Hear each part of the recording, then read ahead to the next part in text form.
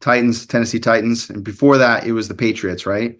Okay. Uh, And it was COVID, was happening, and the NFL wanted everybody to get vaccinated. There was a lot of pressure on that, probably pressure, I imagine, from teammates as well. And I remember us talking about that a little bit. And, what was that like, and what did you do?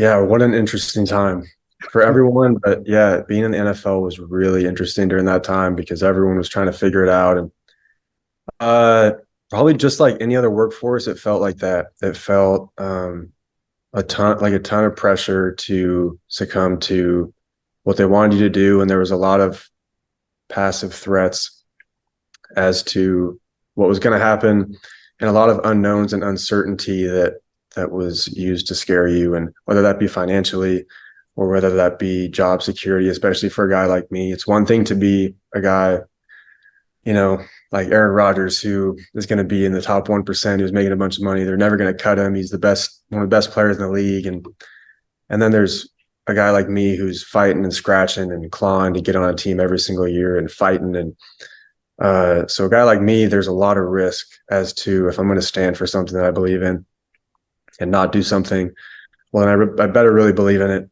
And for me, it came down to trusting the Lord, and it came to not fearing men, and fighting against the fear of man, and fighting against the fear coming from and stemming from worrying about man being my provider or the future to come or losing the dream that I dreamed of my whole life. And man, this might be the year that I explode and have what I always wanted, and releasing all of that as to, Lord, what do I believe in? And for me personally, it was without an ounce of doubt. There's no possible way I'm doing it, and that is because of my trust in the Lord and my stance for freedom. That's really what it came down to. Well, I respect that so much, and I think it's just a great example because there is a lot of pressures that come on us men, as we're, working out there or, providing for our families and these kinds of things. And I just thought that was a really good example.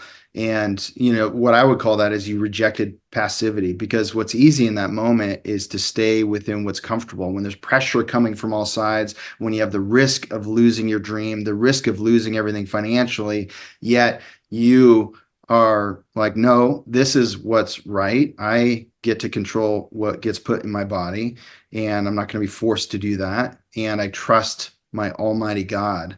And that was, what a powerful testimony that is. And when you have children someday, that's going to be a pivotal story that I hope you share with them. Mm-hmm.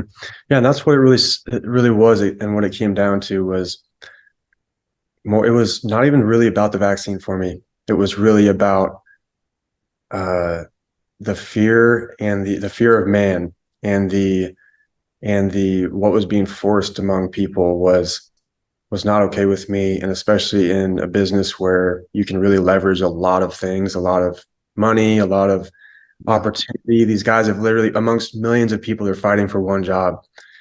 And so you can really pressure guys, and so much grace for the coaches, so much grace for people in the organization, because you can try to pinpoint people to blame, but really everyone's under the same pressures.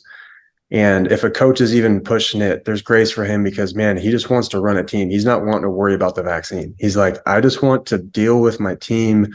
I don't want to deal with some vaccine. Like, I know some coaches that they just love football so much where they're like, they don't understand because they just love ball. And they're like, why would you just not get it and just make it easier? But there's grace for that because I understand where they're coming from. I know that you just want to play ball. You just want to coach ball.